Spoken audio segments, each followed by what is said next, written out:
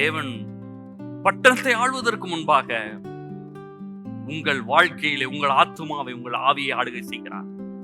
நம்ம நினைச்சிட்டு இருக்கிறோம் இந்த ஊரை ஆளுகை செய்ய வேண்டும், கத்தியெல்லாம் வச்சு தேவர்கள்லாம் வச்சு இந்த ஊரை காக்க வேண்டும், பாதுகாக்க வேண்டும். தேவனுடைய ராஜ்யம் செய்யற ஃபர்ஸ்ட் வேலை என்ன தெரியுமா?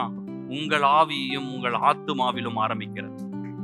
உங்கள் ஆவி பாதுகாக்கப்படுகிறது, உங்கள் ஆவி மீட்கப்படுகிறது.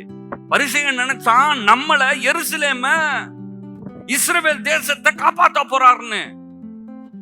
உலகத்தை காப்பாற்றுல, ஃபர்ஸ்ட் ஒன்ன காப்பாத்த போறாரு. இயேசு உங்களை காப்பாற்றுகிறார், அப்புறமா தான் உலகம் வருகிறது. மனிதன் வெளியே பார்க்கிறான், தேவன் உள்ளத்தை பார்க்கிறார். மதம் என்ன பண்ணுகிறதுனா சில கேரக்டர் சேஞ்ச பண்ணுது. மோசமானவங்களா இருக்கிறாங்க, அப்ப கரெக்டா உட்கார்றாங்க, கரெக்டா பேசுறாங்க, நல்லதா இருக்காங்க, தீமையெல்லாம் செய்யறது இல்ல, நல்லது செய்யறாங்க. பிஹேவியரல் சேஞ்ச், அதுதான் மதம் போதிக்கிறது. நம்ம பேசுகிறது பிஹேவியரல் சேஞ்ச் இல்ல, ஏதோ சுபாவத்தை லைட்டா மாத்துறது இல்ல, நேச்சரையே மாத்திடுவோம், உங்கள் ஆள் தத்துவத்தையே மாத்திடுவோம், உங்களையே மாத்திடுவோம். அதுதான் தேவனுடைய ராஜ்யம். தேவனுடைய ராஜ்யம் என்ன பண்ணுது? உங்களையே மாற்றுகிறது, உங்க பிறப்பையே மாற்றிருது.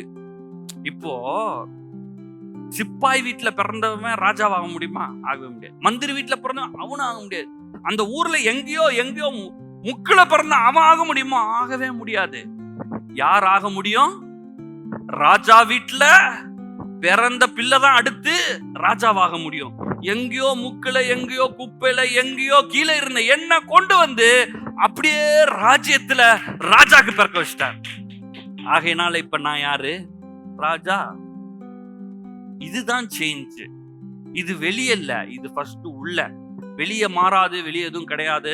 அரண்மனை போட முடியாது அப்படிலாம் நான் சொல்ல. நீங்க உங்க வீட்டுல அரண்மனையே கட்டலாம், எவ்வளவு பெரிய மாடி வேணா போடலாம், நீங்க எவ்வளவு பெரிய ஆளாவனா ஆகலாம். ஆனா ஃபர்ஸ்ட் மாற்றம் எங்க ஏற்படுகிறது? உங்களுக்குள்ளே ஏற்படுகிறது.